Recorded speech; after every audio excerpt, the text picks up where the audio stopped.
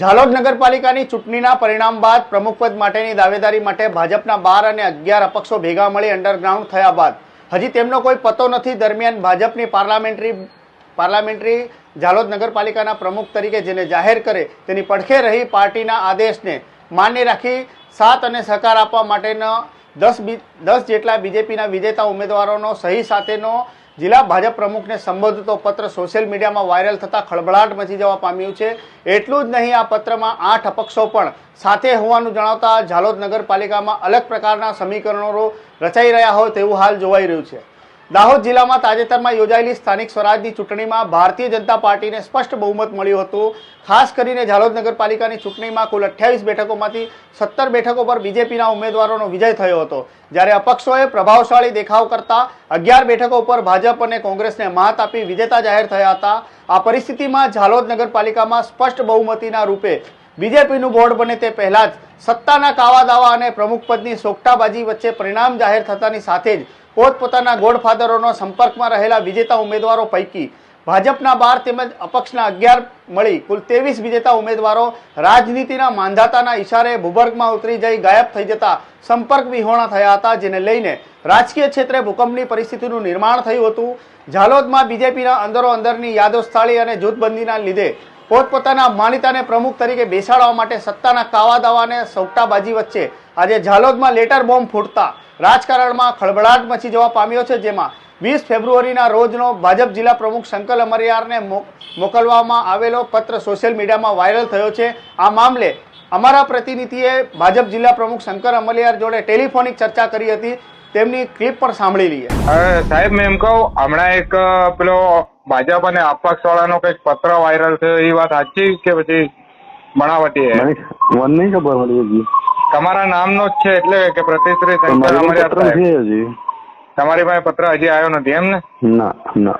હા, એટલે એ સોશિયલ મીડિયામાં અત્યારે વાયરલ થયો છે. મોકલું તમને જોવા? હા, મોકલો. ચાલો, વાંધો નહીં, તમને મોકલું આ પત્ર. ભાજપમાંથી ચૂંટાયેલા 17 પૈકી 10 ઉમેદવારોએ પાલિકા પ્રમુખ તરીકેનું મેન્ડેટ આપશે તેની પાર્ટીના આદેશ માની સાથ આપવા માટે બાંહેધરી આપવામાં આવી છે. અત્રે ઉલ્લેખનીય છે કે આ પત્રમાં 11 પૈકી આ અપક્ષો તેઓની સાથે હોવાનું પત્રમાં ઉલ્લેખ કરવામાં આવ્યો છે, જેના પરથી સિદ્ધ થાય છે કે ભાજપમાં જૂથબંધી ચરમસીમા પર છે અને ટિકિટની વહેંચણી વખતે ખેંચતાણ થઈ હશે તે પણ આ ચિત્ર પરથી લાગી રહ્યું છે. અને એટલે જ સામાન્ય ચૂંટણીમાં અપક્ષનો રાફડો ફાટ્યો હતો.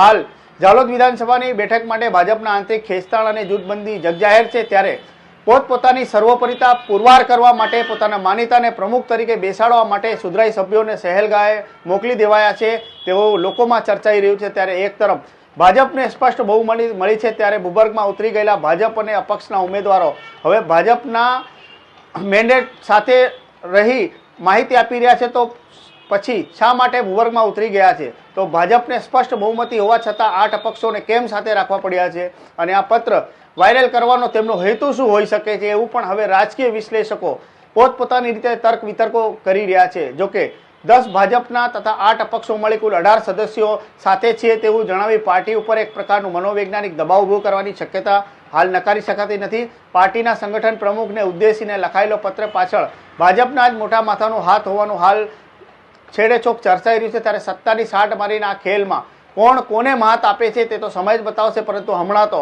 આ વાયરલ થયેલા લેટર બોમ્બના પગલે રાજકીય ક્ષેત્રે ખળભળાટ મચી જવા પામે છે. હાલ આ ભૂગર્ભમાં ઉતરી ગયેલા ભાજપ અને અપક્ષના ઉમેદવારો આગળના સમયમાં કઈ રણનીતિ અપનાવે છે?